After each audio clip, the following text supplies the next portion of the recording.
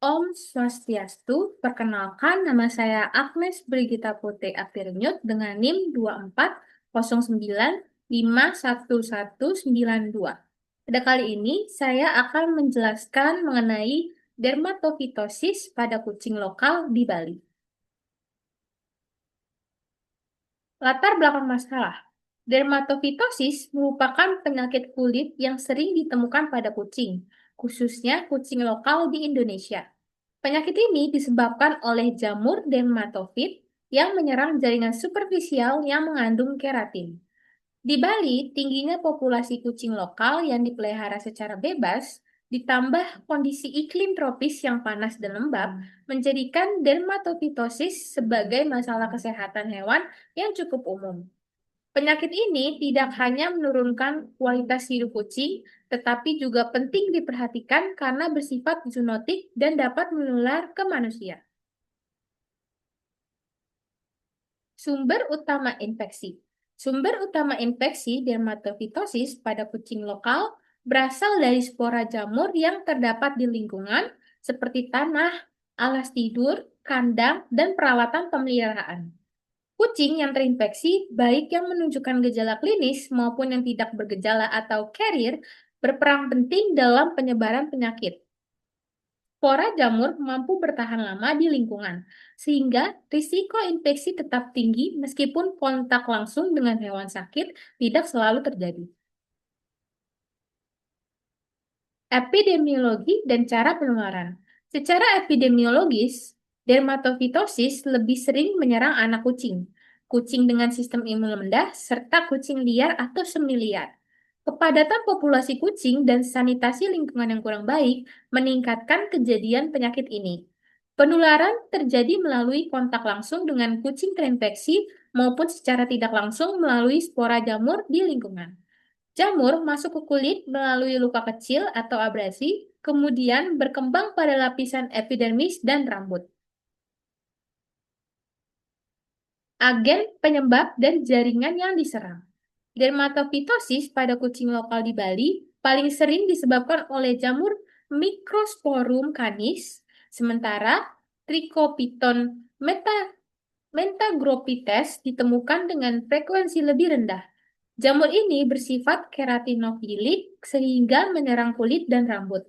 Lesi umumnya ditemukan di kepala, wajah, telinga, dan ekstremitas dengan gambaran klinis berupa alopecia melingkar, sisik, dan kropeng serta gatal ringan atau tanpa gatal. Diagnosis penyakit. Diagnosis dermatofitosis dilakukan berdasarkan kombinasi pemeriksaan klinis dan pemeriksaan laboratorium.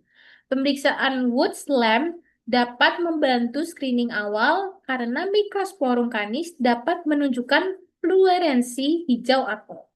Pemeriksaan mikroskopis kerokan kulit atau rambut dengan KOH menunjukkan adanya hifa dan spora jamur. Diagnosis pasti ditegakkan melalui kultur jamur pada media saburaud dextrose agar sebagai gold standar. Pengobatan dan pencegahan. Pengobatan dermatofitosis dapat dilakukan dengan terapi topikal menggunakan sampo atau salep anti jamur seperti ketoconazole atau miconazole. Pada kasus yang lebih berat atau penyebar luas, terapi sistemik secara itraconazole diperlukan. Pencegahan dilakukan dengan isolasi hewan terinfeksi, kebersihan lingkungan dan peralatan, pemeriksaan kucing baru, serta peningkatan status nutrisi dan kesehatan kucing. Aspek zoonosis.